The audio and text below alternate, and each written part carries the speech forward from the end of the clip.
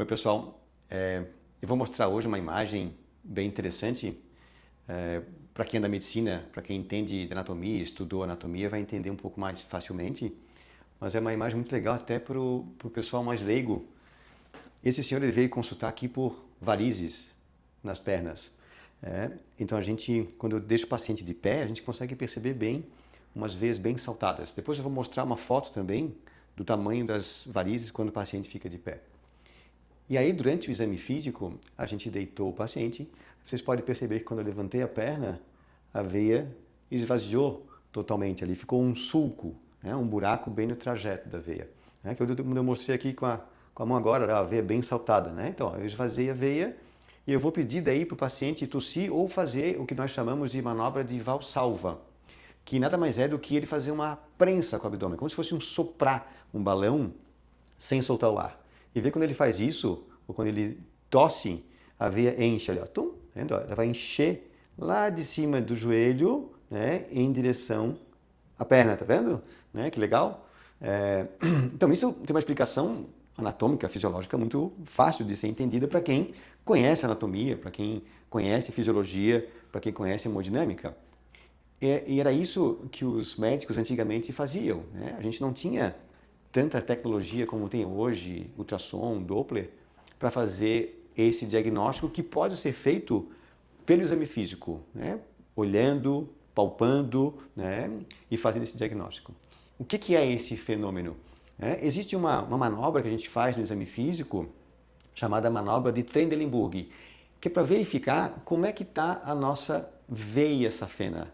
De novo, a veia safena é uma veia superficial que corre aqui na parte de dentro da perna e da coxa e ela vai lá até na virilha e ela mergulha numa veia profunda que é uma veia femoral.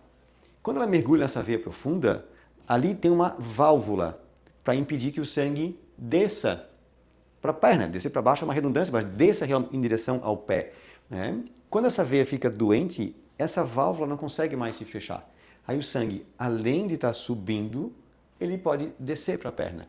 Como o paciente está deitado, né, a gente levantou a perna, a veia esvaziou rapidamente. Quando eu fiz o Valsalva, quando ele tossiu, aumentou a pressão dentro da barriga e isso provocou esse refluxo de sangue lá embaixo para a perna. Então nada mais é do que um vaso comunicante, como se fosse um tubo que comunica direto com as veias de dentro da barriga. E aí quando eu faço essa prensa aqui, eu consigo ver esse sangue voltando em direção à perna. Né?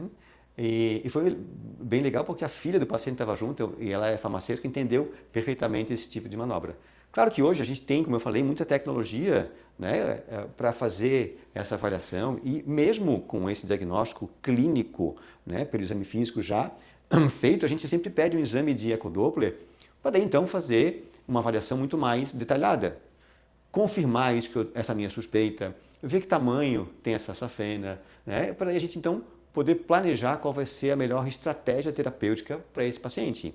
Se eu vou fazer uma ablação com laser, se eu vou ter que fazer uma cirurgia realmente convencional de retirar essa safena, ver como é que estão as veias profundas, que é por onde passa a maior parte, né, do nosso retorno venoso. Então, é um exame para nós hoje imprescindível, mas eu não dependo totalmente dele para fazer o meu diagnóstico. Eu já tenho o meu diagnóstico firmado, eu só solicitei esse exame para uma complementação, uma confirmação e um planejamento terapêutico daqui para frente. Só para mostrar essa imagem bem legal para vocês.